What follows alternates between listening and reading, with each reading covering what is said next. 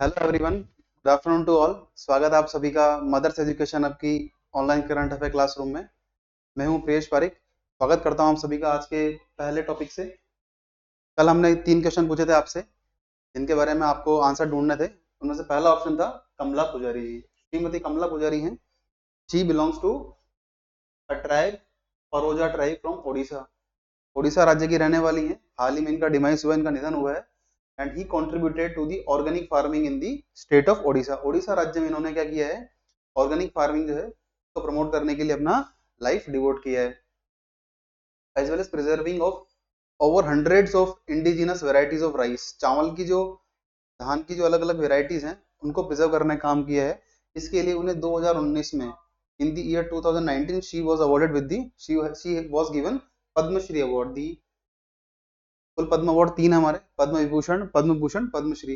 तो थर्ड जो अवार्ड है पद्मश्री कैटेगरी का, ये इन्हें दिया गया है। राइट, हाल ही में इनका निधन हुआ है। He has been a leader in the participatory research program of the MS Swaminathan research foundation. MS Swaminathan research foundation आप जानते हैं, ये जो नाम है आप जानते होंगे, because this name belongs to the, इनका मेजर रोल रहा है in the green revolution of India. भारत में हरित क्रांति हुई है, उसमें MS स्वामीनाथन जी का बड़ा योगदान रहा है। तो इनके नाम पर एक रिसर्च फाउंडेशन है कोरापुट, कोरापुट ओडिशा के अंदर। तो उन्होंने 1994 के अंदर अपना एक रिसर्च प्रोग्राम था उसको लीड किया था। राइट, और आप जानते हैं कि भाई इसका ऑब्जेक्टिव क्या रहा होगा। ऑब्जेक्टिव सिंपल सा था कि जो राइस वेराइटीज हैं वो डेवलप करना, नई वेराइटी जिससे कि हाई यील्ड वेराइटीज हो, मतलब जिनके सीड से हमें ज्यादा उत्पादन मिले, हाई यील्डिंग वेराइटीज हो। राइट, सेकंड इज उस राइस की क्वालिटी अच्छी हो, हाई क्वालिटी ऑफ राइस। और इन्होंने एक नई वेराइटी बनाई है, उसका नाम है कलिंग काला जीरा। ये नाम याद रखेगा। May be it can be asked, it may be asked in any examination कि कलिंग काला जीरा क्या है। काइंड ऑफ स्पाइसेस है, स्पाइसेस नहीं है, ये एक राइस की वेराइटी है। क्या है? It is a kind of rice, rice की, चावल की वेराइटी है। और इसके साथ ही उन्होंने कुछ और इसमें है चावल की, तीली, मचकंता, नातिया और फूला, ये 4 वेराइटीज हैं। इनको भी इन्होंने क्या किया है, ये रेयर वेराइटीज हैं, बहुत कम मिलती हैं, इनको प्रिजर्व करने का काम भी इन्होंने किया है हमारी कमला पुजारी जी ने, जिनका हाल ही में निधन हुआ है। इन्हीं के इनके जो ये कंट्रीब्यूशन थे, इसके लिए क्या हुआ, जो कोरापुट जिला है, district of Koraput of Odisha was made a globally important agricultural heritage site by the United Nations Food and Agriculture Organization. UN का एक संस्था है FAO, Food and Agriculture Organization, उसके द्वारा 2012 में जो कोरापुट जिला है, कोरापुट डिस्ट्रिक्ट है, it was declared as the globally important agricultural heritage site. विश्व के लिए जो कृषि से संबंधित जो हेरिटेज साइट्स है उसके लिए इसको नामित किया, नॉमिनेट किया है। राइट, साथ में क्या हुआ, यूएन के द्वारा एक अवार्ड है, equator initiative award. Equator initiative award ये भी दिया गया है किनको, कोरापुट जिले को। ठीक है, और ये लिया किसने था, कमला पुजारी जी, उन्होंने रिसीव किया था during the Johannesburg summit of conference of parties की। जोहान्सबर्ग समिट होती है in the year 2002 in south Africa, उसमें ये अवार्ड इन्हें दिया गया for the contribution in the field of organic farming और प्रिजर्विंग दी वेराइटीज और डिफरेंट वेराइटीज और लोकल वेराइटीज ऑफ राइस। अच्छा, एक सेकंड टर्म था क्राउड स्ट्राइक। बेसिकली हुआ क्या था, few days ago Microsoft company है, आप सभी से परिचित होंगे इस नाम से, माइक्रोसॉफ्ट, इनके द्वारा सर्विसेज ली जाती हैं फ्रॉम दी क्राउड स्ट्राइक। ये क्राउड स्ट्राइक क्या है, cyber security service provider company है, यूएस बेस्ड। इनके द्वारा कुछ अपडेट किया गया था सॉफ्टवेयर में। और बेसिकली जो माइक्रोसॉफ्ट कंपनी है, आप जानते हैं जो भी हम ऑपरेटिंग सिस्टम यूज करते हैं वो कौन सा करते हैं, मोस्टली मोर देन 75% हम करते हैं विंडोज का। वो किसके द्वारा बनाया गया है, it has been build by the Microsoft. Microsoft ने बनाया विंडोज ऑपरेटिंग सिस्टम। और जब इसमें कुछ अपडेट किए गए, इस दौरान क्या हुआ कि सबको एक ब्लू स्क्रीन दिखाई दी, जितने भी यूजर्स हैं उन्हें क्या दिखाई दिया, एक ब्लू स्क्रीन। और इसके चलते क्या हुआ कि जो एयरलाइन कंपनीज है, इवन एजुकेशनल इंस्टीट्यूशन है, बैंकिंग फैसिलिटीज है, हॉस्पिटल फैसिलिटीज है, वहां पर भी क्या हुआ, एक आउटेज दिखाई दिया, मतलब सर्विसेज जो है वो मिली नहीं कुछ समय तक। इसलिए कंपनी न्यूज में थी क्राउड स्ट्राइक। ना तो ये रैंसमवेयर है ना मैलवेयर है, ये क्या है, कंपनी है। क्राउड स्ट्राइक क्या है, एक सिक्योरिटी कंपनी है, cyber security company, US based है, और इन्होंने अपना सॉफ्टवेयर अपडेट किया था। बस इतनी न्यूज थी इसकी। अब हमने बात की थी थर्ड की, भारत से यूएस के लिए एम्बेसडर कौन अपॉइंट किए गए हैं। इनमें आप नाम पढ़ेंगे, विनय मोहन क्वात्रा जी हैं, ये भारत के पहले क्या थे, इससे पहले थे ये foreign secretary. He was the foreign secretary, foreign foreign secretary, Bharat के विदेश सचिव थे। और इनकी जगह जो भारत के विदेश सचिव हैं ये थे विनय मोहन क्वात्रा, इन्हें बनाया गया है India ambassador to United States of America. क्यों, इससे पहले क्या था, तरणजीत सिंह संधू जी थे, ये जनवरी में 2024 में रिटायर हो गए थे इस साल। इसी के बाद ये पोस्ट खाली थी, और वर्तमान में कौन है फॉरेन सेक्रेटरी, तो मिस्टर विक्रम, ये नाम आप जरूर याद रखिएगा, विक्रम मिस्री। विक्रम मिस्री जो है वर्तमान में भारत के विदेश सचिव हैं। चलिए, एक एक क्वेश्चन और पूछा था आपसे कि भारत से बाहर किस देश में पहली बार नेशनल फ्लैग को होस्ट किया गया था, मतलब पहली बार भारत के बाहर भारत का राष्ट्रीय ध्वज कब फहराया गया। और आपको मैंने कहा था जर्मनी के अंदर फहराया गया, आपको कल बताया गया था क्लास में। तो शुरुआत करते हैं कि पहली बार जो है भारत में कब फहराया गया, in the month of August 1906, Kolkata का ग्रीन पार्क है वहां पर इसे फहराया गया 1906 के अंदर। डिजाइन किसने किया था आप जानते हैं, जो भी वर्तमान में ट्राई कलर फ्लैग देखते हैं वो किसने किया है, try colour flag has been designed by the पिंगली वेंकैया। मे भी स्पेलिंग हो सकता है मिस्टेक हो, बट राइट इनका नाम ही है पिंगली वेंकैया जी, आंध्र प्रदेश से हैं ये, आंध्रा से बिलोंग करते हैं, उन्होंने डिजाइन किया था। और भारत के बाहर जो मैडम भीकाजी कामा है, मैडम कामा और उनके जो पार्टनर्स थे, अलाइज थे, उनके सहयोगी थे, उनके द्वारा 1907 में जर्मनी के अंदर भारत का झंडा फहराया गया। अब बात की हमने लास्ट कल की, हमारा flag code of India, flag code of India of the year 2002, उसके अंदर बताया गया कि फ्लैग का साइज क्या होना चाहिए, right. Flag code of India of 2002, इसमें बताया गया कि भारत का नक्शा, भारत का जो झंडा होगा, भारत का ध्वज होगा, वो किस तरह बनाया जाएगा, किस प्रकार का मटेरियल यूज होगा, उसे डिस्पोज कैसे करना है। और हमारी फंडामेंटल ड्यूटीज है अंडर आर्टिकल 151A, जिसमें कहा गया है कि भारत के हर नागरिक को, जो हमारे आजादी के आंदोलन में जिन्होंने बहुत महत्वपूर्ण योगदान दिया है, उन सभी का सम्मान करना होगा। जिसमें क्या है, नेशनल फ्लैग और नेशनल एंथम भी है। क्या है इसके अंदर, नेशनल फ्लैग भी है। ये हमारी एक फंडामेंटल, हमारा मूलभूत कर्तव्य भी बन जाता है। साथ ही कोई व्यक्ति अगर मान लीजिए भारत का राष्ट्रीय ध्वज है, नेशनल फ्लैग है, इसको इंसल्ट करता है, तो उसके लिए हमारे पास एक्ट है, prevention of insult to the national honour act 1971 का, जिसमें कहा गया है अगर कोई व्यक्ति इंसल्ट करता पाया जाता है तो उन्हें 3 साल की सजा, जुर्माना या फिर कुछ, या फिर दोनों मिल सकते हैं। ध्यान रखिएगा आप ये। चलिए, आज का पहला क्वेश्चन, आज क्वेश्चन हमने कम लिए और कुछ रिवीजन क्लास भी लिए फ्रॉम 17 और 18 जुलाई। लास्ट में हम थोड़ा सा करेंगे डिस्कस अबाउट बजट। बजट के लिए स्पेसिफिकली क्लास कंडक्ट की जाएगी आपके लिए नेक्स्ट लेक्चर में। बट उससे पहले कुछ क्वेश्चंस हैं जो बजट से बन सकते थे, वो बनाए गए, क्योंकि आज पूरा न्यूज़पेपर जो है बजट से ही भरा हुआ है। How many houses will be constructed under the प्रधानमंत्री आवास योजना अर्बन 2। प्रधानमंत्री आवास योजना शहरी का, जो शहरी कंपोनेंट है उसका सेकंड वर्जन, सेकंड फेज शुरू होने वाला है। उसके तहत भारत में कुल कितने मकान बनाए जाएंगे। देखिए आप, अगर आपको याद हो तो ये कहीं ना कहीं फिगर हमने कुछ दिन पहले पढ़ा है कि under the flagship scheme of government of India, प्रधानमंत्री आवास योजना, the government of India will construct 3 crore houses. 3 crore houses कब बनाए जाएंगे भारत में। इसमें क्या होगा, अर्बन कंपोनेंट भी है प्लस ग्रामीण कंपोनेंट है। लेकिन जो ग्रामीण कंपोनेंट है इसके अंदर बनाए जाएंगे 2 करोड़, 2 करोड़ बनाए जाएंगे हाउसेस। तो बचा हुआ कितना है, 1 करोड़ किसके अंदर होगा, अर्बन शहरी क्षेत्रों के अंदर बनाए जाएंगे 1 करोड़ मकान। चलिए बात करते हैं इस बारे में।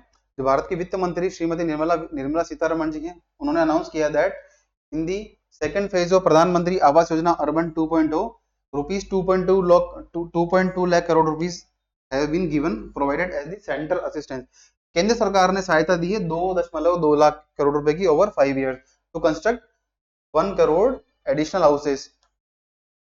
1 करोड़ जो है शहरों में मकान, पक्के मकान बनाए जाएंगे, उसके लिए 2,20,000 करोड़ रुपए का फंड अलोकेट किया गया अंडर दी फ्लैगशिप स्कीम। अब प्रधानमंत्री आवास योजना जो है ना, ये क्या है, फ्लैगशिप स्कीम है। फ्लैगशिप, देखो फ्लैगशिप स्कीम्स वो होती हैं जिनके लिए बजट में अलग से अलोकेशन होता है। अभी हमने देखा बजट में अलोकेट किया गया कितना, 2.2 lakh rupees crore, 2.2 lakh crore rupees allocate किए गए इन दी बजट। तो ध्यान रखिएगा, इनके लिए किसी प्रकार के फंड की कमी नहीं होती है। It is a housing credit linked subsidy scheme. Housing credit linked subsidy scheme, इसमें क्या सब्सिडी मिलती है, सेंट्रल गवर्नमेंट और स्टेट गवर्नमेंट एक फंड जो है, एक कुछ फिक्स बेंचमार्क कंट्रीब्यूशन देती है इनको, जो रियल बेनिफिशियरीज हैं। ये government of India government of India से इंप्लीमेंट कर रही है फ्रॉम द ईयर 2015। किस योजना को, प्रधानमंत्री आवास योजना को। लेकिन इसका जो अर्बन कंपोनेंट है, ठीक है, वो कब लॉन्च किया था, ऑन जून 25 2015। 25 जून 2015 को जो है ये प्रधानमंत्री आवास योजना अर्बन लॉन्च की गई है फॉर दी अर्बन एरियाज और लो इनकम ग्रुप जो है हमारे अर्बन शहरी क्षेत्रों के, उनके मकान बनाने के लिए, राइट। अब जो है इसमें कुछ अलग अलग क्राइटेरिया है, डिफरेंट डिफरेंट कैटेगरी के लोगों को काउंट किया गया है। तो पहला जो है एलिजिबिलिटी क्राइटेरिया है, मतलब योग्यता का पैमाना है। पहला क्या है, economically weaker section, EWS category.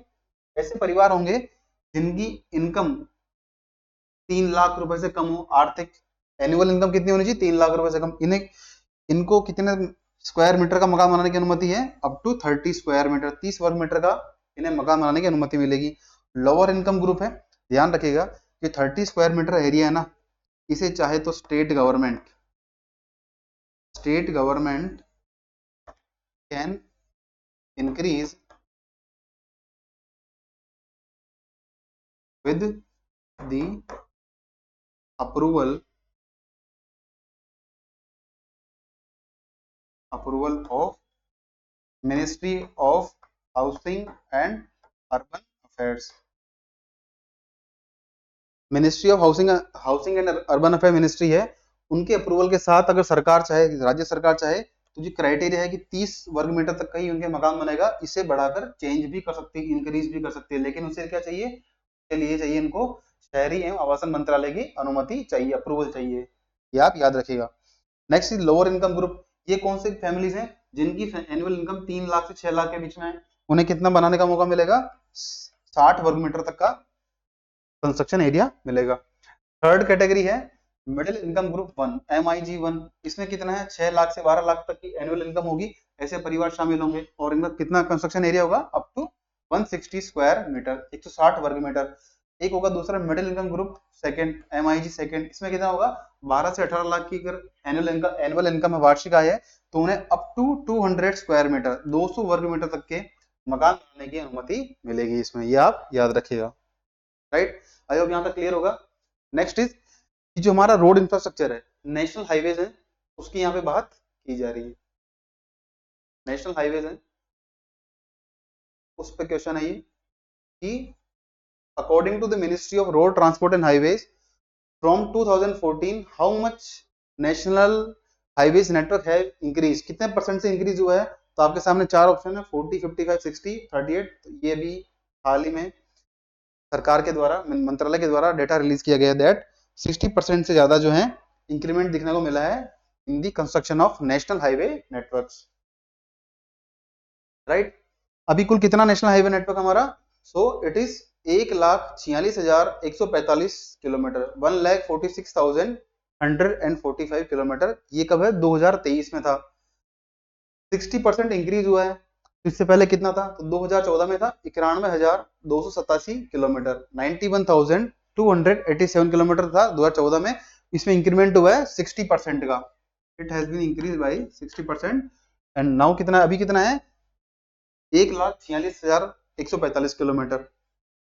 अब हम बात करें कि हमारे पास जो इंडिया में रोड नेटवर्क है वो टोटल कितना है, जिसमें क्या होगा, नेशनल हाईवेज भी आ जाएंगे। टोटल नेटवर्क है ना हमारा रोड नेटवर्क, इसमें क्या होगा, नेशनल हाईवेज, स्टेट हाईवेज और अदर रोड्स। इसमें क्या होता है, डिस्ट्रिक्ट रोड्स आ सकती हैं, रूरल रोड्स आएंगी, राइट। तो कुल कितना है हमारा, 66.71 लाख किलोमीटर हमारा टोटल रोड नेटवर्क है दुनिया में। हम आते हैं सेकेंड पोजीशन पे in the figures of highways road networks. सड़क का सड़क तंत्र हमारा, सड़क नेटवर्क कितना है, 66.71 लाख किलोमीटर, और विश्व में हमारा भारत का दूसरा स्थान है। देखिए एक चार्ट से पता लग जाएगा आपको कि दो to in the year 2014 India's total road network was 91,287 kilometer, and by November 2023 we have reached the mark of 1,46,145 kilometers of total road network, total highways network, right। अब बात करते हैं कि हमारे पास तीन तरह के रोड देखने को मिलते हैं। पहला दिखता है national highway, second state highway, third है हमारा अदर रोड, जिसमें क्या होती है, डिस्ट्रिक्ट रोड्स होती हैं, जिले की रोड होती हैं, जिले की सड़कें होती हैं और कनेक्टिंग रोड्स होती हैं। तो ध्यान रखिएगा जो अदर रोड्स हमारी, उनका शेयर बहुत ज्यादा है, ऑलमोस्ट 95%। सेकंड नंबर पे आते हैं हमारे स्टेट हाईवेज, इनका कितना है स्टेट हाईवेज का, इनका है 1,79,535 किलोमीटर, ये सेकंड पे आते हैं। और जो नेशनल हाईवेज हैं ये हमारे थर्ड रैंक पर आते हैं according to the total road length. जो कुल सड़क की दूरी है, कुल सड़क बनाई है हमने, उसमें थर्ड रैंक किसका आता है, नेशनल हाईवे का, सेकंड आता है स्टेट हाईवे का, फर्स्ट आता है अदर रोड, अन्य सड़कें हमारी उनका पहला स्थान है। अब थोड़ी बात करते हैं कि अब जो सड़क बना रहे हैं हमारी कंसिस्टेंसी कितनी, हमारा पेस कितना है, स्पीड कितनी है कि हम एक साल में कितना रोड बना रहे हैं।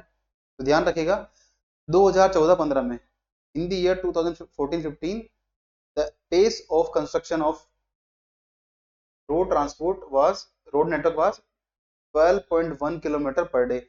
2014-15 में हम प्रतिदिन 12 किलोमीटर तक की सड़क बना रहे थे, जो बढ़कर कितनी पहुंच गई है 2022-23 में 28.3 किलोमीटर पर डे।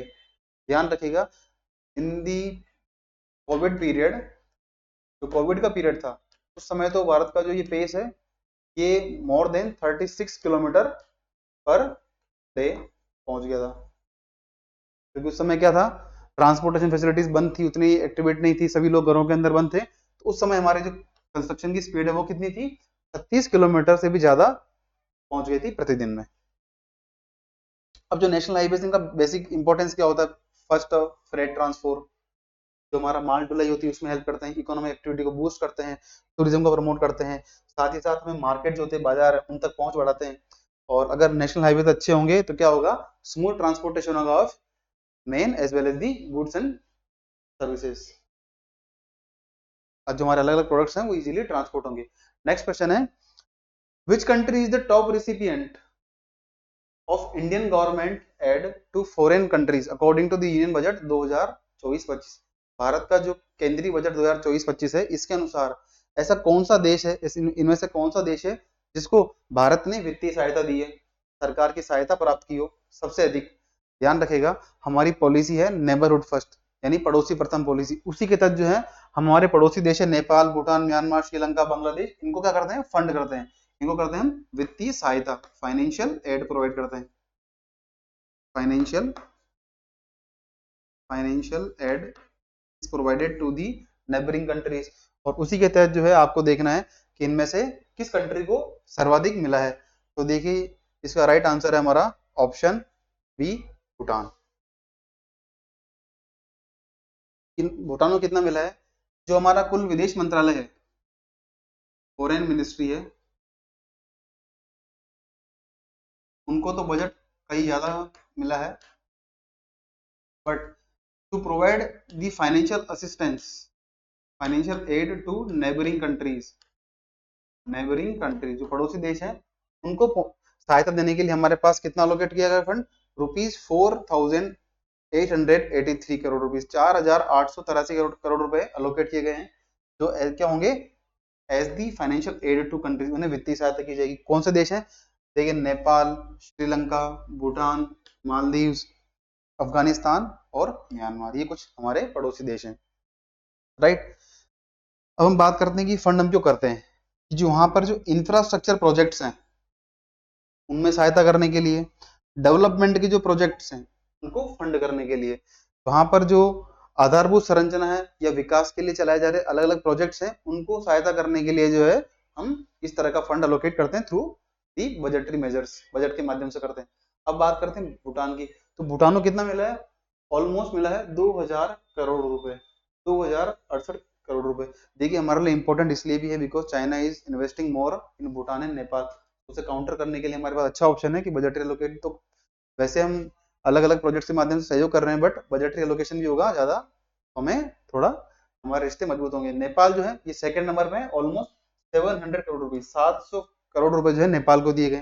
ध्यान रखिएगा जो हमारा चाबहार प्रोजेक्ट है, Chabahar project, Chabahar port, Chabahar project है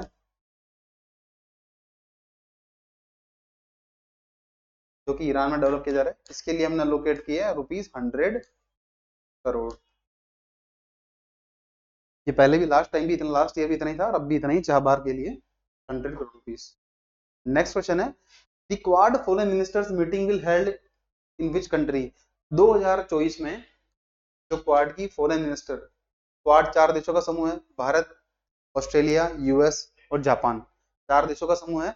इसमें से किस देश में जो क्वाड देशों के विदेश मंत्री हैं उनकी बैठक होने वाली है? देखिए इसी मंथ के एंड में होने वाली है। इसका राइट आंसर है जापान, टोक्यो के अंदर मीटिंग होने वाली है। इसके लिए हमारे जो विदेश मंत्री हैं मिस्टर एस जयशंकर जी, वो भी इसके लिए जा रहे हैं। और वो क्वाड की मीटिंग के साथ साथ जो आज इंडिया आसियान मीटिंग है, ईस्ट एशिया समिट है, उसको भी अटेंड करेंगे। तो हो क्या रहा है बेटी बेसिकली कि इंडिया आसियान समिट होने वाली है क्वाड से पहले, वो कहाँ होगी? लाओस के अंदर। लाओस की कैपिटल है वियंतियन। लाओस के अंदर होने वाली है इंडिया आसियान समिट, क्योंकि इस बार जो है आसियान कंट्रीज हैं, association for south east Asian nation, ASEAN देश हमारे दक्षिण पूर्वी एशिया के कुल लगभग 9 से 10 देश हैं, वो इस ग्रुप का सदस्य, वो इस ग्रुप के मेंबर हैं। वहां आसियान की मीटिंग होने वाली है, जिसके चेयर कौन करेगा? जिसकी अध्यक्षता करेगा लाओस। लाओस के अंदर सभी देशों के राष्ट्राध्यक्ष मिलने वाले हैं। साथ ही साथ ईस्ट एशिया समिट होने वाली है, जिसकी अध्यक्षता कौन करेगा? लाओस। तो भारत के जो विदेश मंत्री हैं जयशंकर जी, वो इसमें भी पार्टिसिपेट करेंगे। अब थोड़ी बात करते हैं क्वाड के बारे में। ठीक है, क्वाड आपको पता ही चल रहा होगा, क्वाड मतलब 4, राइट। तो हुआ क्या था कि बाहर जब हिंद महासागर में सुनामी आया था, उसके बाद क्या हुआ कि जो डिजास्टर रिलीफ किस तरह से हो, है ना, डिजास्टर रिलीफ यानी आपदा प्रबंधन, आप जो डिजास्टर होगा उसमें किस प्रकार से आपदा जब आ जाती है तो उसमें किस तरह से राहत दी जाए, इसके लिए इंडिया, जापान, ऑस्ट्रेलिया और यूएस, इन्होंने क्या किया? एक इनफॉर्मल अलायंस बनाया, और उसी का नाम है हमारा क्वाड। 2007 में क्या हुआ? जापान के प्रधानमंत्री थे शिंजो आबे, उन्होंने फॉर्मलाइज किया दैट, और उन्होंने नया नाम दिया क्वाड्रिलेटरल सिक्योरिटी डायलॉग फॉर और दी क्वाड। इसका नाम है, नया नाम क्या दिया? क्वाड्रिलेटरल सिक्योरिटी डायलॉग और क्वाड, इसका नाम दिया गया। किसको? क्वाड को। इसके द्वारा शिंजो आबे थे, जो जापान के, अब तो नहीं रहे, वो जापान के प्रधानमंत्री थे शिंजो आबे, उनके द्वारा नया नाम दिया गया था। ठीक। और चारों क्या है? चारों डेमोक्रेटिक कंट्रीज है हमारी, 4 डेमोक्रेसीज।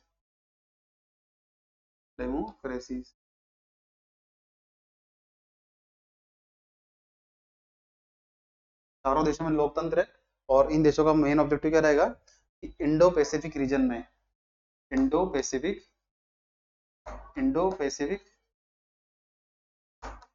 इंडो पैसिफिक रीजन यानी हिंद प्रशांत क्षेत्र है, वहां पर क्या हो? सिक्योरिटी और पीस मेंटेन रहे, सुरक्षा रहे और साथ ही साथ शांति बनी रहे, इसका मेन ऑब्जेक्टिव है। उसके बाद क्या होता? फॉर्मली 2017 में इंडिया, ऑस्ट्रेलिया, यूएस और जापान, ये चारों देश साथ आते हैं और इन्होंने बनाया क्वाड्रिलेटरल कोalition। तो ध्यान रखिएगा 2017 में क्या हुआ? फॉर्मली इसका एस्टेब्लिशमेंट होता है। अब इसका मेन ऑब्जेक्टिव क्या है? टू सपोर्ट अ फ्री यानी मुक्त, open and prosperous Indo Pacific region. जो हिंद महासागर और प्रशांत महासागर क्षेत्र है, इसे सम्मिलित रूप से कहते हैं इंडो पैसिफिक रीजन, यानी हिंद प्रशांत क्षेत्र। उसमें क्या हो? वो क्षेत्र क्या हो? फ्री हो, ओपन हो सभी के लिए, और प्रोस्पेरिटी यानी वो समृद्धि हासिल करे, इसका बेसिक ऑब्जेक्टिव है। अब देखिए क्या कमी क्या है, जैसे हम देखते हैं बिम्स्टेक है, सार्क है, इनकी क्या है? कहीं ना कहीं रीजनल या कहीं ना कहीं इनकी क्या है? सेक्रेटरीट है, बट क्वाड का कोई सेक्रेटरीट नहीं है, ध्यान रखिएगा। और साथ ही साथ क्या है इनकी जो परमानेंट डिसीजन मेकिंग बॉडी होती है, जैसे यूएन का क्या है, यूएन जनरल असेंबली है, यूएन सिक्योरिटी काउंसिल, हमारे पास ऐसी कोई परमानेंट डिसीजन मेकिंग बॉडी किसकी नहीं है, क्वाड की। साथ ही क्वाड के अंदर क्या आप जानते हैं, नेटो ग्रुप है 32 यूरोपियन कंट्रीज का नेटो। इसमें क्या है, collective security dialogue, collective security defence mechanism है, जिसमें क्या है, सामूहिक रूप से सुरक्षा दी जाएगी। कब, जब यदि किसी देश, एक देश के ऊपर हमला होता है तो उसे सभी नेटो मेंबर के ऊपर हमला माना जाएगा। यहाँ क्वाड के अंदर ऐसा कुछ नहीं है, क्योंकि ऐसा हम बिलीव ही नहीं करते हम पे अटैक होगा, और हम चाहते हैं क्या करें, जॉइंट मिलिट्री एक्सरसाइजेस, संयुक्त सैन्य अभ्यास के द्वारा हम अपनी जो हमारी बॉन्डिंग है, हमारी यूनिटी है, उसको हम शोकेस करते हैं। ध्यान रखिएगा, एक एक्सरसाइजेस सैन्य अभ्यास है, नेवी का अभ्यास है, नौसेना अभ्यास है, इसका नाम है मालाबार, राइट। ये किन देशों के मध्य होता था, पहले होता था इंडिया, यूएस और जापान। 2020 में इसमें ऑस्ट्रेलिया भी इंक्लूड हुआ है। कब हुआ है, मालाबार एक्सरसाइज के अंदर कब हुआ है, एक क्वाड की नेवल एक्सरसाइज है जिसमें कि ऑस्ट्रेलिया एड हुआ है 2020 में, उससे पहले ऑस्ट्रेलिया पार्टिसिपेट नहीं करता था। Australia was not a member of the Malabar exercises. अब हमने बात की थी कि आसियान जो है इस ग्रुपिंग की मीटिंग भी होने वाली है, थोड़ा इसका भी देख लेते हैं कि स्थापना कब हुई है।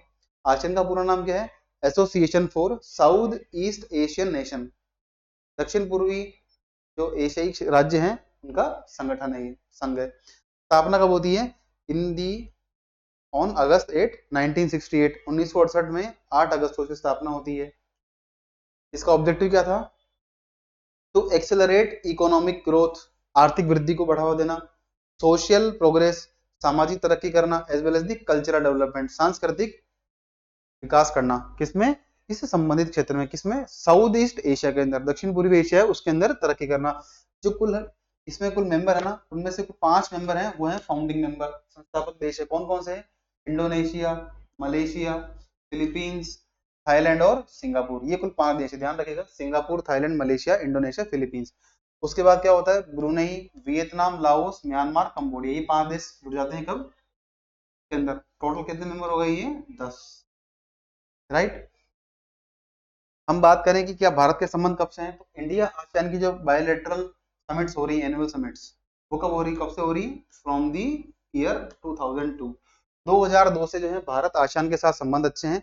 और हमारी किन मुद्दों पे होती है, पॉलिटिकल, सिक्योरिटी, इकोनॉमिक और सोशल कल्चरल टाइज को इंप्रूव करने के लिए, आर्थिक आर्थिक सुरक्षा और राजनीतिक, सामाजिक और सांस्कृतिक जो रिश्ते हैं उनको मजबूत करने के लिए हमने 2002 से ही आसियान के साथ एनुअल मीटिंग, वार्षिक मीटिंग करना शुरू किया था। आई होप यहाँ तक क्लियर होगा। अब कुछ रिवीजन क्लासेस हैं हमारी 17 और 18 जुलाई की, वो क्विकली रिवाइज कर लेते हैं हम। चलिए, पहला टॉपिक है कि सीवी आनंद बोस, ये कौन है, he is the governor of waste Bengal. ये न्यूज में क्यों था, because under the article 19, under article 19(1) जो क्या दिया गया अधिकार हमें, freedom of speech and expression, freedom of speech and expression, वाक एवं अभिव्यक्ति की स्वतंत्रता। हुआ क्या था, तृणमूल कांग्रेस से कुछ मेंबर्स थे, पार्टी मेंबर, एमएलए थे, उनके द्वारा क्या हुआ, डिफेमेटरी स्टेटमेंट दिए गए against the CV Ananda Bose, who is the current governor of waste Bengal. इसी के चलते केस गया कोर्ट में, और उनके द्वारा कहा गया, सुप्रीम कोर्ट के द्वारा कहा गया that the fundamental right provided under the article 19(1)(a), freedom of speech and expression does not, it is not absolute right because it has some reasonable restrictions, कि मतलब किसी व्यक्ति का, अगर आपकी वाक और अभिव्यक्ति की स्वतंत्रता है, उससे उसको इतना आप यूज नहीं कर सकते कि किसी और की जो है डिग्निटी प्रेस्टीज ये धूमी लो। आप ऐसा कोई स्टेटमेंट नहीं दे सकते, ना लिखित, ना ओरली, ना लिखित, कि भाई ना रिटर्न में, ना ओरली, किसी व्यक्ति की जो है डिग्निटी को नुकसान पहुंचे, उसकी गरिमा को नुकसान पहुंचे, इसलिए न्यूज में थे governor of waste Bengal. Second is Supreme Court के द्वारा, देखिए हुआ क्या, बेसिकली 2015 में बिहार गवर्नमेंट के द्वारा एक कम्युनिटी है अदर बैकवर्ड क्लास के अंदर, उनको दे दिया गया status of scheduled caste, right, यहां तक क्लियर है। उस कम्युनिटी का नाम क्या है, तंती तंतुआ। अभी हो सकता है कि इसका जो उच्चारण है वो अलग भी हो सकता है, तो आप कम्युनिटी का नाम याद रखिए। तंती तंतुआ कम्युनिटी बिहार की है, जिनको क्या किसमें इंक्लूड किया था, अंडर दी शेड्यूल्ड कास्ट। तो सुप्रीम कोर्ट के द्वारा कहा गया that No state government can make amendment in the Article 341 which deals with the inclusion of scheduled caste. It is the exclusive right of the parliament. इसमें कोई व्यक्ति जो है फेरबदल नहीं कर पाएगा, कोई सरकार फेरबदल नहीं कर पाएगी, बिकॉज क्या है, ये किसका अधिकार है, हमारे पार्लियामेंट का, जो भारत की संसद है उसी के द्वारा शेड्यूल्ड कास्ट और शेड्यूल्ड ट्राइब की लिस्ट में नाम जोड़ा जा सकता है, कि राज्य सरकार के पास ये अधिकार नहीं है। और साथ में कहा कि आपने जो इसको शेड्यूल्ड कास्ट में अनुसूचित जाति के अंदर इंक्लूड किया, दोबारा इसे ओबीसी के अंदर डालिए आप। हमारे पास दो कमीशन है, national commission for scheduled cast, national commission for scheduled tribe. ये किसके अंदर है, तो national commission for scheduled cast ये है अंडर आर्टिकल 338, 338 आर्टिकल के तहत है। और अनुसूचित जनजाति के लिए राष्ट्रीय आयोग किसके अंदर है, आर्टिकल 338। थोड़ा बैकग्राउंड की बात कर लेते हैं। जब शुरुआत में संविधान बना उसके बाद से under article 338 there was a commissioner, special officer, commissioner for SC and STs. तो अनुसूचित जाति जनजाति है उनके लिए क्या थे, आयुक्त थे। उसके बाद होता है 1990 में, in the year 1990 with the 65th amendment act क्या होता है, इसे बनाते हैं मल्टी मेंबर कमीशन। पहले क्या था, सिर्फ एक मेंबर था, इसमें ये बन जाता है बहुसदस्यीय निकाय बनता है in the year 1990 with the 89th constitutional amendment act of 2003।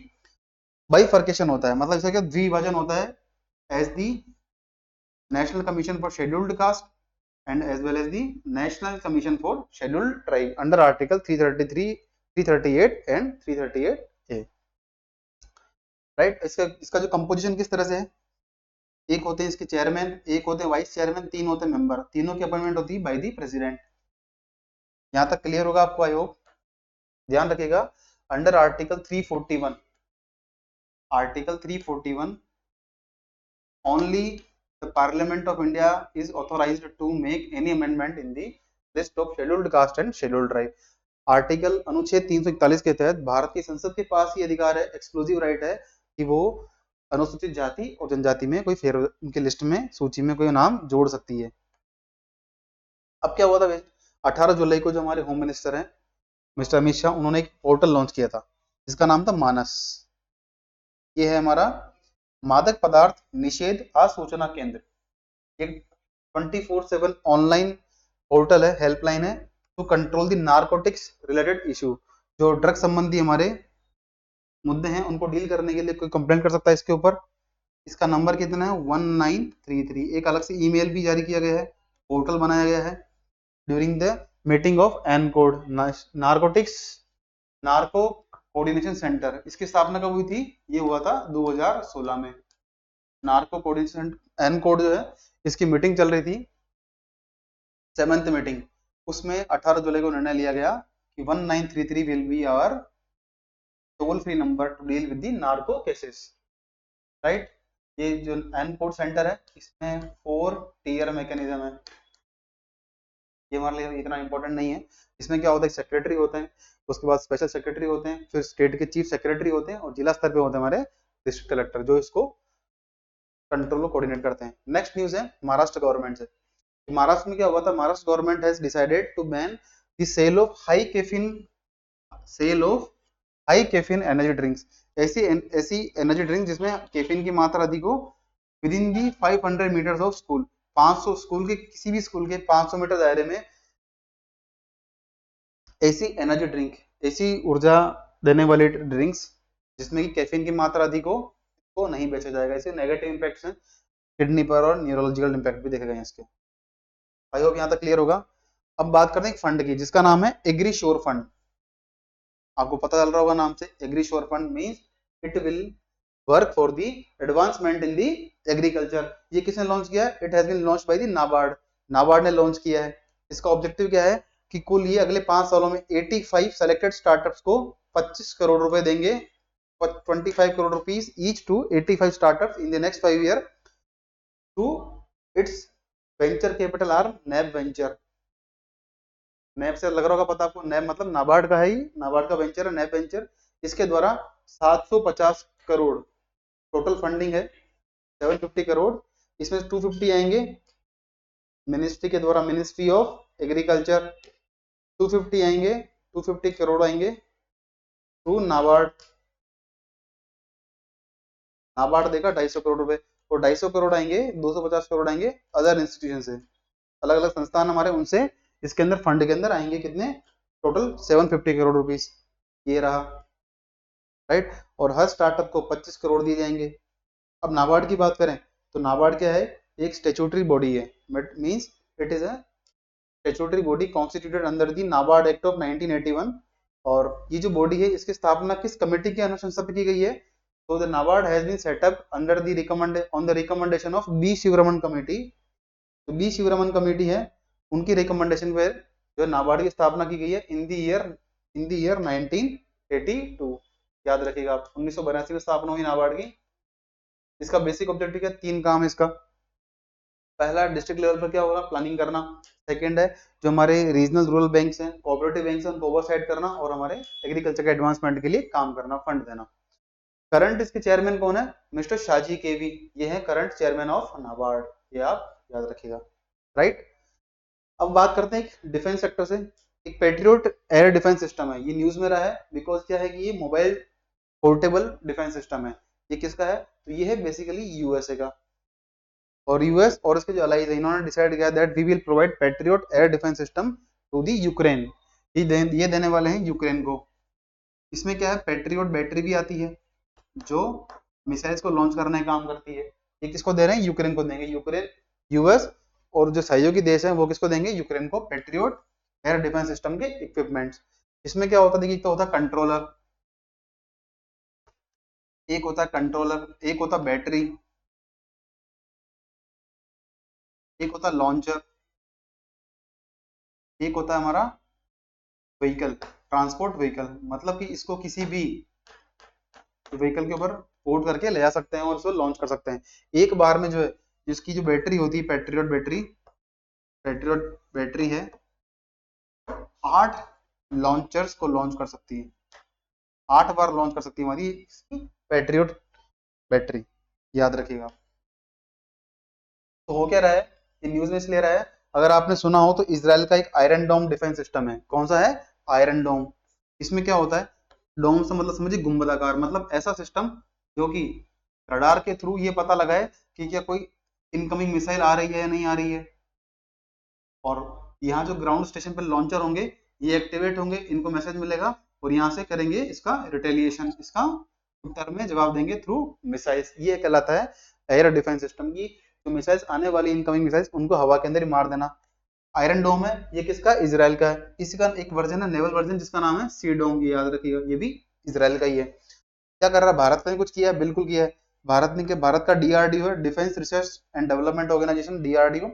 इसका ऑब्जेक्टिव है दैट बाय द ईयर 2028-29 2028-29 तक जो है भारत अपना खुद का एक long range air defence system develop कर लेगा। डीआरडीओ का प्लान है ये। लंबी दूरी तक का जो हमारा वायु रक्षा प्रणाली सिस्टम है वो हम डेवलप कर लेंगे 2028-29 तक। अच्छा, अभी क्या हुआ है कि नेक्स्ट न्यूज है, जो सुप्रीम कोर्ट की स्ट्रेंथ है वो बढ़कर हो गई है 1+33। कुल स्ट्रेंथ हमारी है वर्तमान में सुप्रीम कोर्ट की, एक सीजीआई होते हैं, 33 जजेस होते हैं। तो पहले क्या था, ये थी 1+31। अब क्या हमारी स्ट्रेंथ हो गई पूरी कंप्लीट। ठीक है, ये कैसे हुई है, 2 जजेस की अपॉइंटमेंट हुई है by the honourable president of India on the recommendation of supreme court collision. Supreme court collision में कौन होते हैं, एक तो होते हैं सीजीआई प्लस 4 सीनियर जजेस, ये करते हैं रिकमेंडेशन टू गवर्नमेंट, और उसके बाद जो है राष्ट्रपति महोदय के द्वारा अपॉइंटमेंट होती है किसी जज की सुप्रीम कोर्ट के अंदर। आई होप यहाँ तक क्लियर होगा। हुआ क्या है, आपके लिए फैक्ट ये काम का है, एन कोटेश्वर सिंह, ये मणिपुर से सुप्रीम कोर्ट में आने वाले पहले जज हैं, एन कोटेश्वर सिंह। और एक आर महादेवन है, जो जज रहे हैं मद्रास हाई कोर्ट के, वो बने हैं सुप्रीम कोर्ट के जज। साथ ही साथ जम्मू कश्मीर हाई कोर्ट के सीजे थे एन कोटेश्वर सिंह, इनको बनाया गया है कहां पर, सुप्रीम कोर्ट में जज अपॉइंट किया गया है। एक नेक्स्ट न्यूज जो है हमारी एजुकेशन से संबंधित है, इसका नाम है समग्र शिक्षा स्कीम। समग्र शिक्षा स्कीम, नाम से पता पड़ रहा होगा, समग्र मींस इंक्लूसिविटी। इसका ऑब्जेक्टिव है कि क्लास 1 से लेकर क्लास 12 तक बच्चों को इंक्लूसिव, इक्वल और इक्विटी के साथ एजुकेशन प्रोवाइड करना। ये कब लॉन्च की गई थी, it was launched in the year 2018 as a centrally sponsored scheme. Centrally sponsored mean fund का जो एलोकेशन होगा वो government of India plus state government, states के द्वारा भी इसमें फंडिंग की जाएगी, राइट। इसे कहा जाता है सेंट्रल स्पॉन्सर्ड स्कीम। वो होती है जिसमें स्टेट और सेंट्रल गवर्नमेंट दोनों स्पॉन्सर करते हैं। एक होती है central sector scheme. Sector central sector में क्या होता है, completely government of India provide 100% of funds. जो गवर्नमेंट ऑफ इंडिया किसी योजना के अंदर 100% अगर फंड दे रही है, जैसे भारत नेट है, भारतमाला प्रोजेक्ट है, वो कहलाती है हमारी सेंट्रल सेक्टर स्कीम। और सेंट्रल स्पॉन्सर स्कीम जिसके अंदर स्टेट के गवर्नमेंट ऑफ इंडिया के साथ साथ भारत सरकार के साथ साथ स्टेट्स भी अपना फंड का सहयोग करें। तो कब लॉन्च की? In the year 2018 by the Ministry of Education. और इसका ऑब्जेक्टिव क्या है? To provide inclusive education up to class 12। इसने क्या किया? इससे पहले कुछ प्रोग्राम चल रहे थे हमारे, क्या नाम था? सर्व शिक्षा अभियान, ऐसे को सब्ज्यूम कर लिया, इसको मिला करके राष्ट्रीय माध्यमिक शिक्षा अभियान, RMSA, इसको मिला लिया। साथ ही साथ टीचर्स एजुकेशन स्कीम, ये तीनों को मिला करके नया नाम दिया गया है समग्र शिक्षा अभियान। कब? 2018 में। ये आप याद रखिएगा। नेक्स्ट हमारा अच्छा है, ये क्लाइमेट चेंज से डील करता है, जिसमें नीति आयोग ने एक चैलेंज शुरू किया है, नीति गियर शिफ्ट चैलेंज। नीति गियर शिफ्ट चैलेंज का ऑब्जेक्टिव क्या है कि हम जानते हैं क्लाइमेट चेंज क्यों हो रहा है, because of green house gas emission. तो हम क्या करें? ऐसे ट्रक्स को इस्तेमाल करें जो कि जीरो इमिशन करते हो, राइट। ये इसका मेन ऑब्जेक्टिव है। और ऐसा क्यों किया नीति आयोग ने, चैलेंज क्यों शुरू किया? बिकॉज एक फैक्ट डाटा निकल कर आया है कि रोड फ्रेट जो है हमारा, जो सड़क के माध्यम से माल ढुलाई होती है, वो है भारत के कुल वार्षिक डीजल उपभोग का 55% करता है। ठीक है, जो सड़क के माध्यम से माल ढुलाई होती है, ट्रांसपोर्टेशन होता है गुड्स का, उसमें जो व्हीकल्स काम आते हैं, उसमें 55% डीजल तो हमारा देश का यही कंज्यूम हो रहा है। साथ ही साथ जो कार्बन डाइऑक्साइड का उत्सर्जन होता है, उसका 40% इस क्षेत्र से हो रहा है, रोड फ्रेट से। माल सड़क सड़क परिवहन के माध्यम से माल ढुलाई होती है, उससे हो रहा है। नेक्स्ट न्यूज है ICC, इंटरनेशनल क्रिमिनल कोर्ट की। ये क्या है? तो ये पहली परमानेंट इंटरनेशनल क्रिमिनल कोर्ट है जिसको बनाया गया था थ्रू दी रोम स्टेच्यूट। रोम संविधि है 1998 की। ये हमने इसलिए पढ़ा था because 17th of July is celebrated as the International Day for Justice. अंतरराष्ट्रीय न्याय दिवस कब मनाते हैं? 17 जुलाई को। इसका हेडक्वार्टर कहाँ? हैग के अंदर है। तो ध्यान रखिएगा, मेन बात, भारत, US और चीन इसके मेंबर कंट्रीज नहीं है। दूसरी बॉडी हमने पढ़ी थी इंटरनेशनल कोर्ट ऑफ जस्टिस, जो कि क्या है? UN की स्पेशलाइज्ड एजेंसी है। क्या है? ICJ। ये UN की एक स्पेशलाइज्ड एजेंसी है। कब बना था? इन द ईयर 1945। ये भी कहाँ है? ये भी है हमारा हैग, नीदरलैंड में। इसका बेसिक ऑब्जेक्टिव क्या है? जो विभिन्न इसके सदस्य देश हैं, बिटवीन स्टेट्स, जो अंतरराष्ट्रीय आपराधिक न्यायालय था ICC, उसका ऑब्जेक्टिव क्या था? जो वॉर क्राइम्स होते हैं, युद्ध अपराध होते हैं या नरसंहार करते हैं, उनको डील कर, उनसे संबंधित कार्रवाई करना। और किन्हीं दो राज्यों के मध्य अगर कोई विवाद पैदा होता है तो वो कहाँ होता है? ICJ के अंदर, अंतरराष्ट्रीय न्यायालय के अंदर। ये हमने बात कर ली। सेकंड है यूरोपियन यूनियन की पार्लियामेंट है, उनकी बनी है प्रेसिडेंट, ये बनी है माल्टा देश की रोबर्टा मेट्सोला। ये सेकंड लेडी है। इसके पहले जर्मनी की थी मार्टिन शेल्ज, जर्मनी की महिला थी मार्टिन शेल्ज, मार्टिन शेल्ज जो कि सेकंड टाइम अपॉइंट की गई थी। और ये वो पहली महिला थी जिन्हें सेकंड टाइम अपॉइंटमेंट किया, इलेक्ट किया था। और सेकंड है रॉबर्ट मेट्सोला। नेक्स्ट इज एक वैक्सीन के बारे में बात चल रही, मलेरिया की, R21 मैट्रिक्स एम वैक्सीन। ये क्या है? बेसिकली अफ्रीकी देश है कोट डी आइवरी, उसके द्वारा जो है मास स्केल पे इसको यूज किया जाएगा, ऐसा उन्होंने डिसाइड किया था। और ये जो वैक्सीन है, जिसकी एफिशिएंसी बहुत ज्यादा है और कॉस्ट भी कम है, डेवलप की गई है यूनिवर्सिटी ऑफ ऑक्सफोर्ड और साथ ही साथ सीरम इंस्टीट्यूट ऑफ इंडिया, जो कि ये कहाँ है? बेंगलोर के अंदर है। SII अदर पूना वाला इसके CEO है। इससे पहले कोई वैक्सीन थी क्या? बिल्कुल थी। एक वैक्सीन थी, ब्रिटिश कंपनी ने बनाई थी, RTS वैक्सीन, लेकिन इसकी एफिशिएंसी, इसकी जो काम करने की प्रभावशीलता है, वो बहुत कम थी। इसलिए ये नई वैक्सीन है R21 मैट्रिक्स एम, इसको अप्रूवल दिया गया WHO के द्वारा मास स्केल पे यूज करने का। भारत ने पहला लॉट भेज भी दिया है in the month of May. ध्यान रखिएगा, कैमरून एकमात्र पहला देश है, भारत विश्व का पहला देश है जिसने किया है मलेरिया के अगेंस्ट रूटीन वैक्सीन प्रोग्राम चलाया है, to counter malaria, to combat malaria. अच्छा, एक न्यूज हमने पढ़ी थी कि 15 जुलाई को नई दिल्ली में सुश्रुत जयंती के ऊपर एक कार्यक्रम आयोजित हुआ था। तो हमारे न्यूज काम की क्या है, सुश्रुत जयंती कब मनाते हैं, तो ये मनाते हैं 15 जुलाई को। आपको पता ही है, he is known as the father of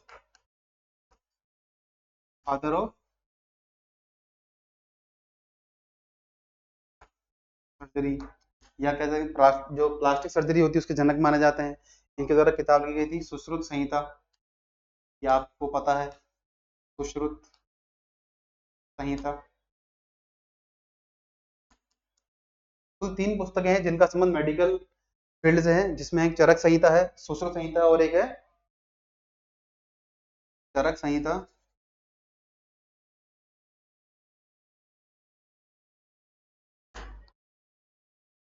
एक है अष्टांग हृदय, अष्टांग हृदय। चरक संहिता और अष्टांग हृदय ये डील करती बेसिकली मेडिसिन टेक्नोलॉजी से, मेडिसिन से जो हमारा औषधि विज्ञान है उससे संबंध रखती है चरक संहिता और अष्टांग हृदय। वहीं जो सुश्रुत संहिता है ये करती है हमारी सर्जिकल से, सर्जरी से, यानी शल्य चिकित्सा से इसका मतलब है। इससे इसके बारे में पूरी जानकारी दी गई है। जो सुश्रुत हैं उन्होंने पहली बार जो है प्लास्टिक सर्जरी की थी फर्स्ट ऑफ ऑल, और ये 7th century BC, 7वीं शताब्दी ईसा पूर्व में इनका संबंध माना जाता है, तब ये रहे थे और उन्होंने पुस्तकें लिखी अपनी सुश्रुत संहिता। इन्हीं के द्वारा जो वाइन यानी शराब और हैनबेन, वाइन और हैनबेन, वाइन प्लस एज एनेस्थीसिया के रूप में अप्रूवल दिया गया था कि इनका जो है हम एनेस्थीसिया के रूप में प्रयोग कर सकते हैं। जब किसी व्यक्ति का ऑपरेशन होता है तो उसे गहरी नींद में सुलाने के लिए क्या करते हैं, एनेस्थीसिया का इस्तेमाल करते हैं। उसके लिए वाइन और हैनबेन का इन्होंने कहा था कि इनका हम यूज कर सकते हैं, इन्होंने सक्सेसफुली यूज भी किया था। जो कैटरेक्ट होता है मोतियाबिंद, उसका ट्रीटमेंट, साथ ही साथ जो प्लास्टिक सर्जरी होती है उसका भी इन्होंने सफल रूप से परीक्षण किया था। किन्होंने, हमारे सुश्रुत ने, राइट। अब बात करते हैं कि इंडिया ने कुछ एमओयू साइन किए हैं विद दी मार्शल आइलैंड। ये हमारा एक पैसिफिक ओशन में द्वीपीय समूह, द्वीपीय देश है मार्शल आइलैंड। इसके साथ हमने किया है कम्युनिटी डेवलपमेंट प्रोजेक्ट को स्टेब्लिश करने का एमओयू, समझौता ज्ञापन हस्ताक्षर किया है। इसी साथ हमने पढ़ा था कि जो कुछ देशों के नाम लिए थे हमने, सेशल्स है, मालदीव है, श्रीलंका है, क्या इनके साथ कोई मिलिट्री यानी सैन्य अभ्यास हम करते हैं, तो करते हैं बिल्कुल।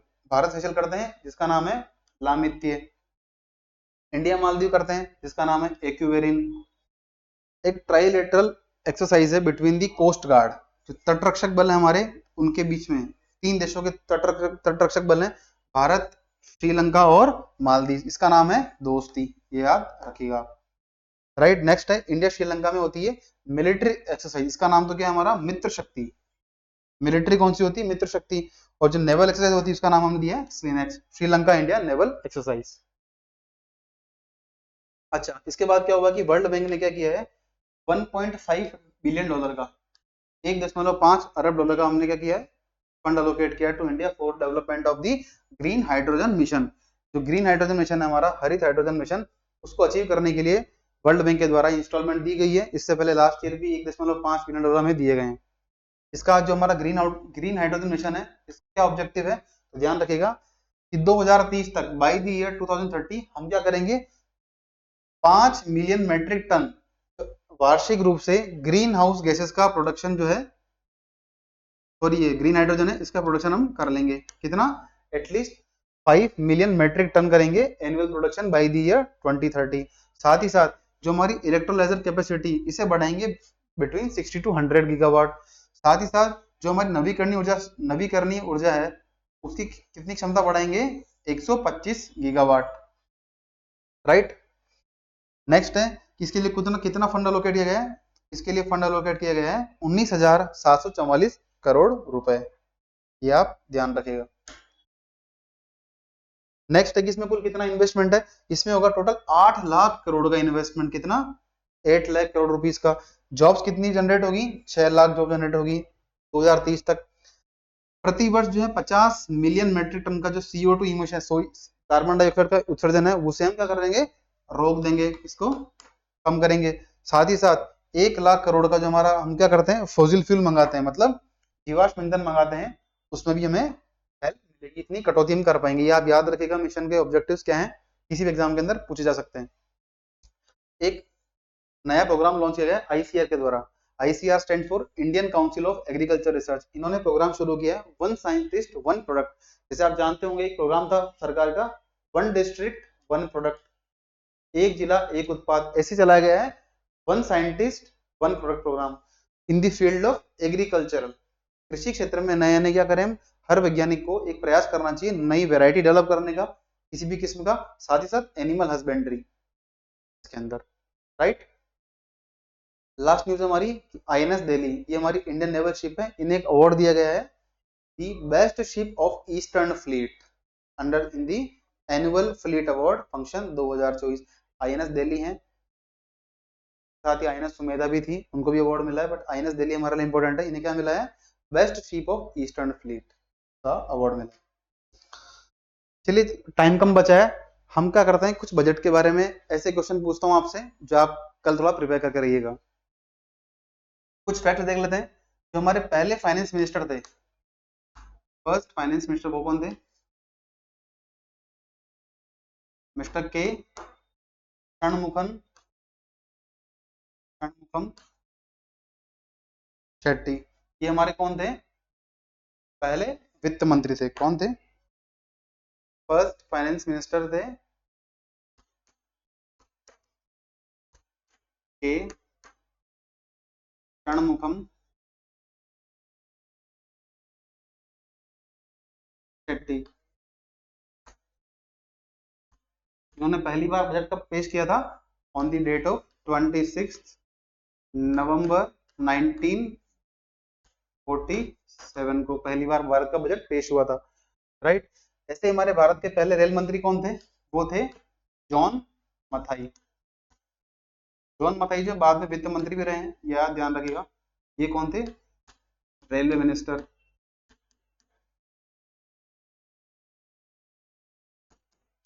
इनका नाम इसलिए लिखा है बिकॉज रेल बजट जो है हमारा केंद्रीय बजट से अलग कर दिया गया है इन दी ईयर 2017, इसलिए हमने इसको इनके बारे में थोड़ी जानकारी ली। जो पहले वित्त मंत्री थे कौन थे, आर के षणमुगम शेट्टी जी। इन्होंने कब बजट पेश किया था, ऑन द डेट ऑफ 26 नवंबर 1947। ये आप याद रखिए। पहले जो बजट था वो होता था पेश लास्ट डे ऑफ फरवरी महीने के अंतिम दिन होता था शाम को 5 बजे।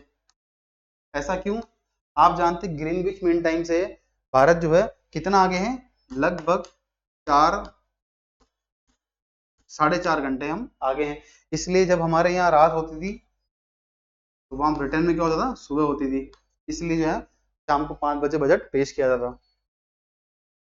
बट हुआ क्या, इन द ईयर 1999 इसे करने लगे मॉर्निंग में 11 बजे, मॉर्निंग 11 AM। कब से, 11 बजे से 1999 से। ये आप फैक्ट याद रखिए। नेक्स्ट हम बात करते हैं कि सर्वाधिक बार जो है बजट किसके द्वारा पेश किया गया है। तो सबसे जो नंबर पे आते हैं वो आते हैं मोरारजी देसाई। उन्होंने 10 टाइम जो है 10 बार जो है भारत के लिए बजट पेश किया है। तो आप याद रखिएगा कि मोरारजी देसाई, मोरारजी 10 बार किया था। फिर आते हैं हमारे पीवी चिदम्बरम जी।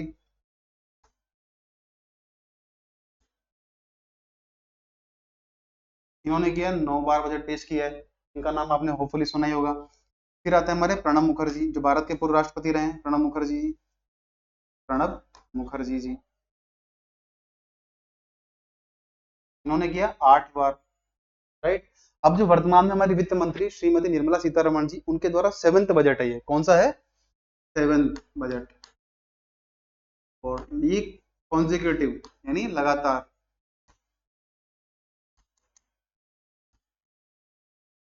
अब 8 बार तो हो गई बात, इनके बाद आते हैं हमारे सीपी देशमुख।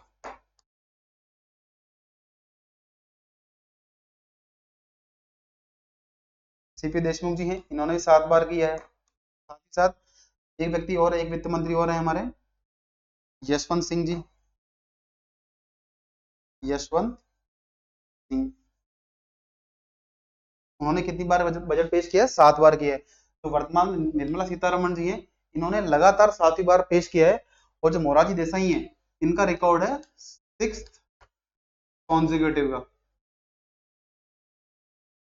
कि लगातार मोरारजी देसाई के द्वारा जो है 6 बार बजट पेश किया गया था, और उनका रिकॉर्ड तो रहा है वर्तमान वित्त मंत्री है निर्मला सीतारमण जी के द्वारा। तो ये फैक्ट आप याद रख सकते हैं।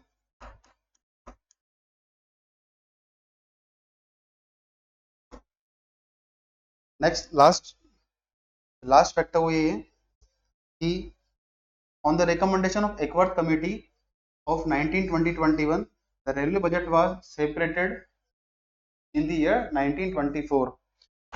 ध्यान रखिएगा 1924 में रेलवे बजट है,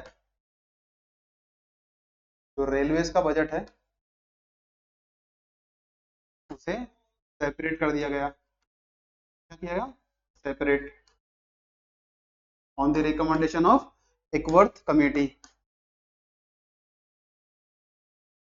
किस कमेटी के अनुशंसा पर? एक्वर्थ कमेटी की रिकमेंडेशन पर। वो कब बनी थी? 1920-21 में। अब उसके बाद क्या होता है? अभी आती है हमारी बात 2016 तक। इसमें क्या होता है? विवेक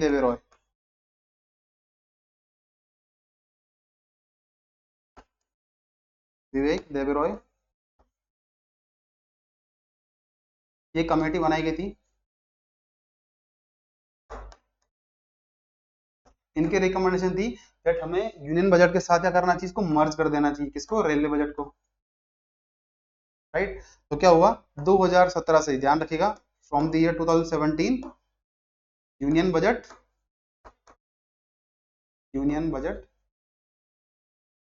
is presented along with the railway budget. तो रेलवे बजट है, इसको क्या कर दिया है? मर्ज कर दिया गया है 2017 के अंदर पहली बार। तो पहली वित्त मंत्री हमारी निर्मला सीतारमण जी, ये कब बनी थी? इन the year 2019। First female finance minister. क्या आज की हमारी क्लास जो यही समाप्त होती है। अगली क्लास में we will discuss the Union Budget of 2024-25। तब तक आप पढ़ते रहिए और मेहनत करते रहिए। इसी उम्मीद के साथ अगली क्लास में मिलेंगे। Thank you for joining us.